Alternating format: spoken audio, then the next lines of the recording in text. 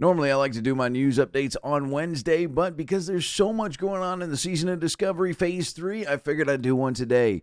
Whether it's because Gnomer's not giving you EXP or there's changes coming, I'm going to let you know. My name's Coyote. Let's get to it. Stupid Coyote. Shout out to all of you who have subscribed to the channel so far, and for those of you who haven't, come on, it's not that hard. You could also leave a like or comment if you enjoy this video, but let's get into some of the more breaking news, starting off with Gnomer Gun.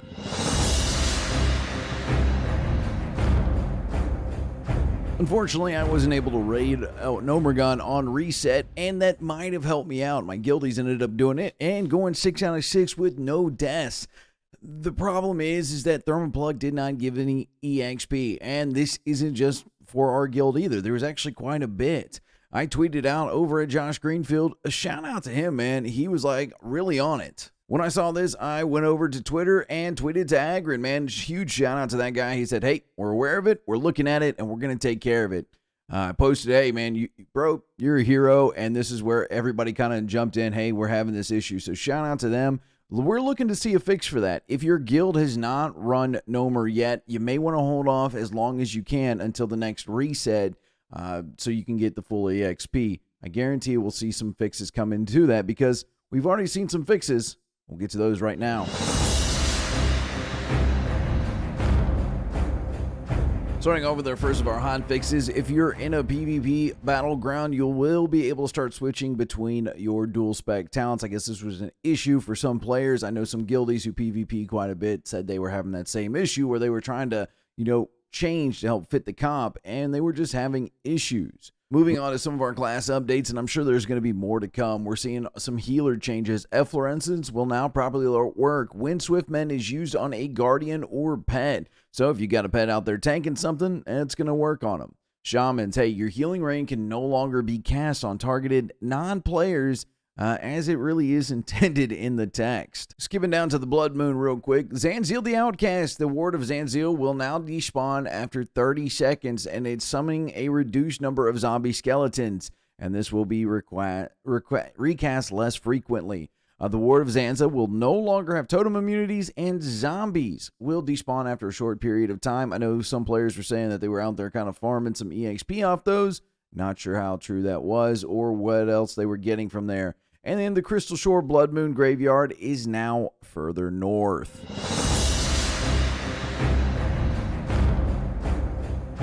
Our last hotfix update, I'm going to pack it in with some of this Nightmare Incursion stuff because this thing is really hopping and it may be a good spot for EXP for you.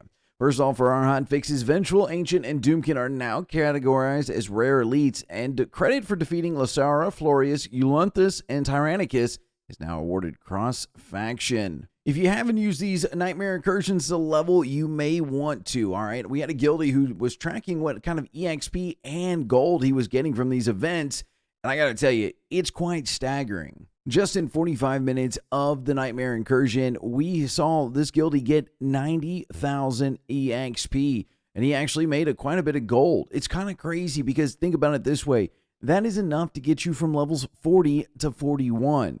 I've got guildies saying that you can solo about 9 quests, and I'm not sure if he's doing that on his priest or his paladin, but it's just some information to take at hand.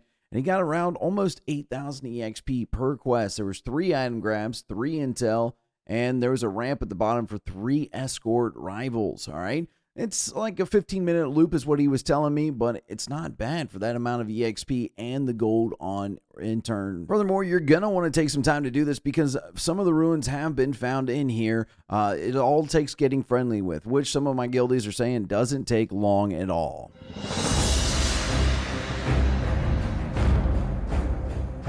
At the time of recording this video, it looks like all the classes are starting to find some of their ruins, but it seems that druids, mages, warlocks, and warriors are the only classes that have found all of their ruins. So I expect the others shouldn't be too far behind, but it's looking like it's going to be some really good abilities being added this season.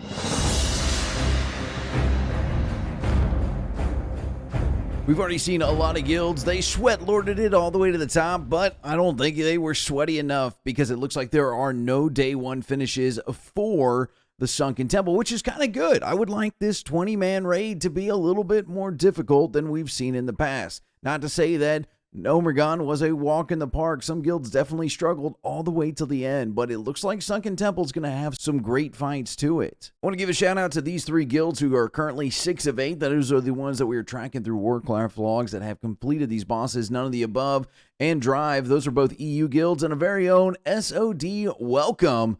That's a US guild. All 6 of 8. Good luck to you guys on the race to the first kill. As of now, Phase 3 is shaping up to be a wild west of different fun and excitement and some crazy mishaps that probably weren't intended.